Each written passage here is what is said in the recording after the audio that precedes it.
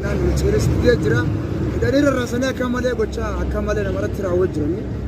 haato Assalamu alaikum warahmatullahi wabarakatuh akka jirtu yoo yaa ummata Oromoo kan addunyaa kana mara irra jiraatu salaamtaan ta'eetan jaalatan kabajaa bakkuma isin jirtu snaagessu arraa maaliin dhuftee watanii durni kana booda duuq qabatee isin dhufa arraa sababii duniyaatii fi sababii michiriti wanni nu deebisee kanaan dura akkuma beektan viidiyoo raabuun ture agartanii jirtanii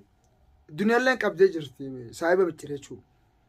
agaruu jirtan fakkaatti akkasitti yaadachuu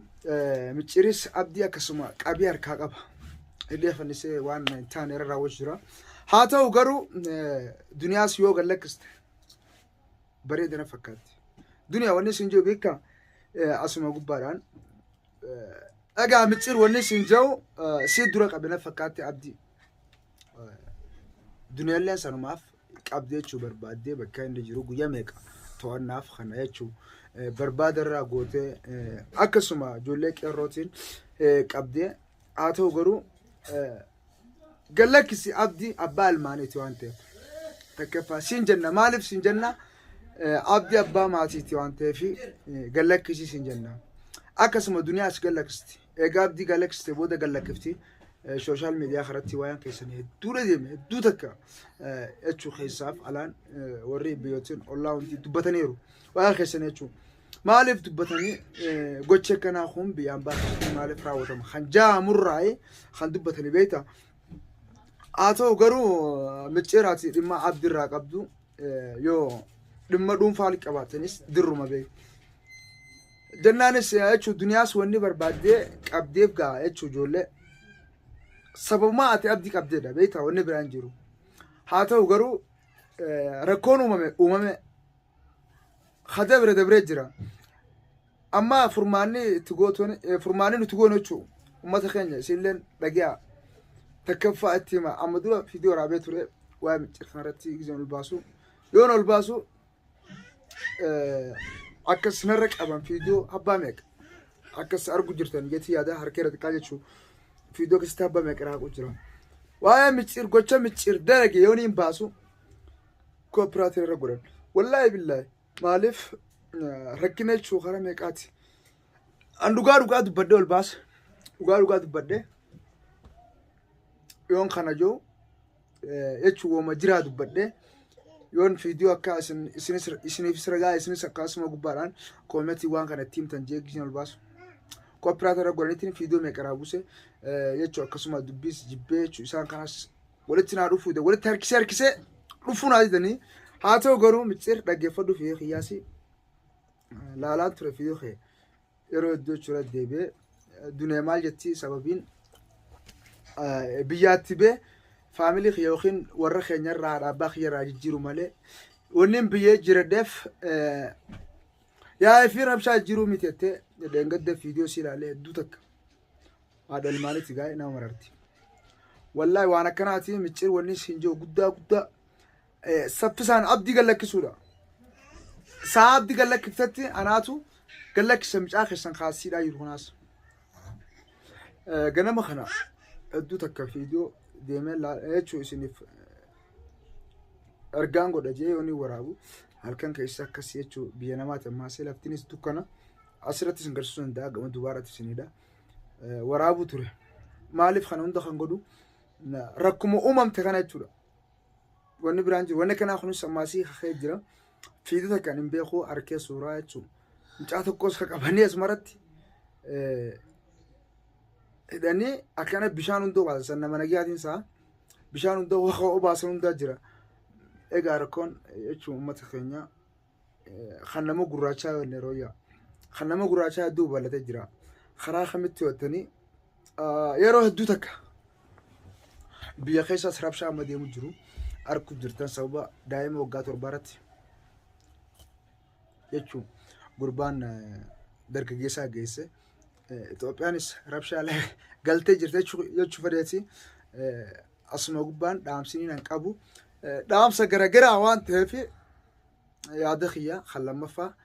viidiyoo biraarratti qabadhee isin dhiyaachuu kiyya maaliif kana booda qophiilee adda addaa isin qabee waan jechuun rabshaa kana qofaa miti ergaa rabshaatii miti bakka babbareedduu irraa turizimii jechuun namni akkas jechuudha ittiin gammadu bakka lafa magariisa qabadhee isin dhiyaadha. Akkas kana booda maasii xiqqoo baadiyyaa deemee fiidiyoo isin itti gammaddan waraabee isiniif deema. Asumaa warri nu faana jirtanii laayik, sheer, sabskiraayib godhaadha. Jechuun maatii keenya ta'a. Nuti sooshaal miidiyaa kanarratti waan biraatiin mitoonni hojjennu. Wooma jechuun balaa buute dhaamsuu akkasuma nama walitti bu'ee walitti harkifnee araarsuudha malee wanni biraa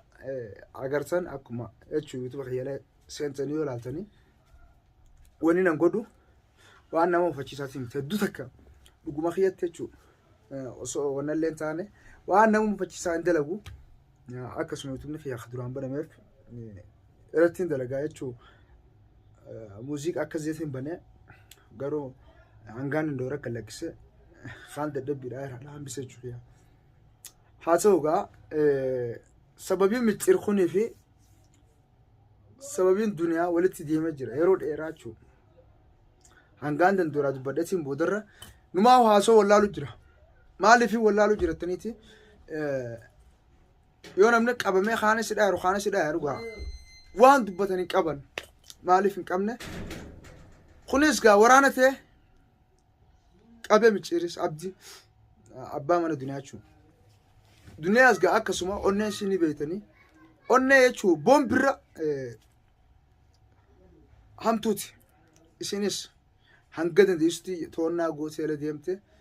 waraanuma isaatu jechuun ijoolluma isaa jidaleedduu qabdee jechuudha. Isinis gaa hiitee hidhaarti. Mucaanis isii harka galee jira. Maal jettan daawwattoota keenya irra guddaa agartee wanni nachoo isiniin galateeffadha jechuudha. Yoo namni walitti bu'ee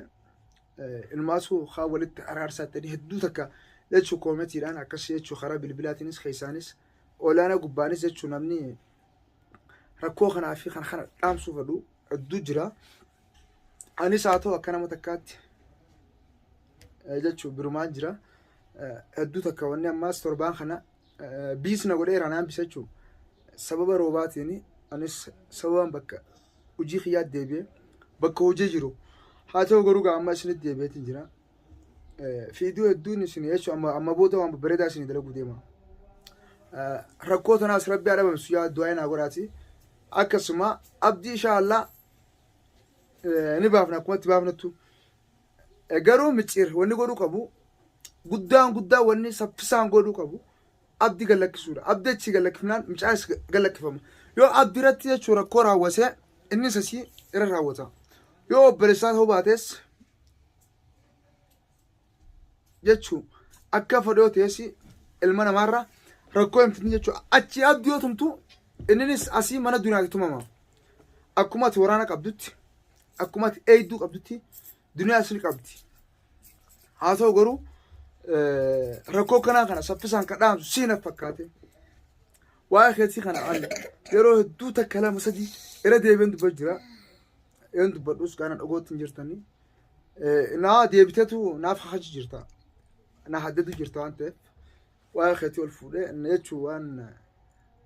murtii du'aana laatteertuuf dubbachuun hin qaanfadhe ni sodaadheesi.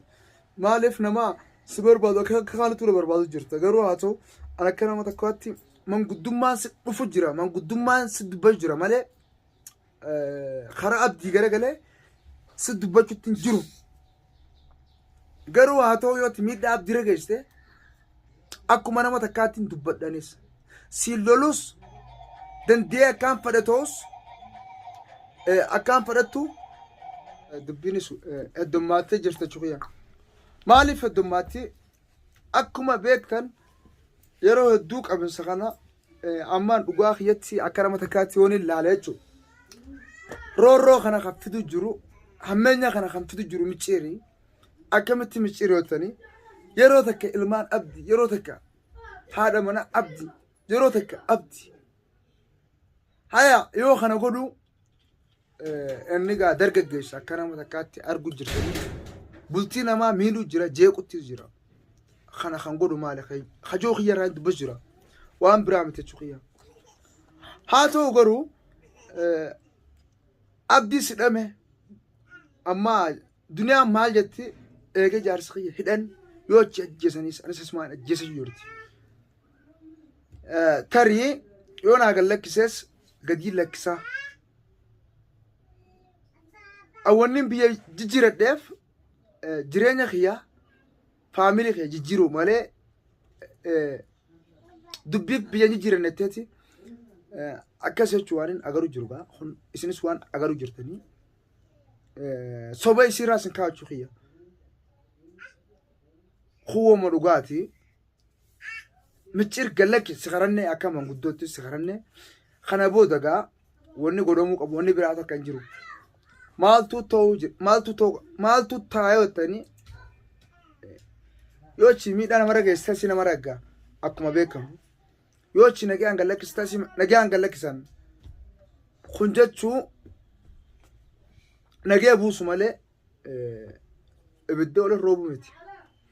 أتو برنا دبين أكما قد تشاروني نتي وان دبنا راولله يا هذا هنك كمنوس كابني سنين يعني سرت يعني شو غيا مثلا خينا وني قوتني هدو متشير خنا دبدا أكسم الدنياس وري تدبش جرتني خرا خيساتين هدوتك وري شي بيخو وان خنا أرارا نجيا بوس جرتني هدو قرطوما أماس تومي ماذا هنگا ركني كبا خون دبمو دواين أكسما خيسان دبر جرا دادا سنين جاو ما تخينيا رامسين كابنو وان خنا ماله هنجرو هندا أما الحمد لله بار بامنا توريكم هذا قد يوتنا ربشا بار الرجو الرأسي خدني أخنا أبا من الدنيا شو سبب سي خنا إنسان يعني خنا نجرا خنا نجنكه خنا ريرا وامبراتي متي إن شاء الله أبدي تري برو تري إبتان تري الرليونا جين يشون خنا وان قون ونقول نجراته نبامنا إن شاء الله تو أيقونا هنقدر نمو كبي خياتي وان فانو تفلوي قلتوا ما أمتخينيا باي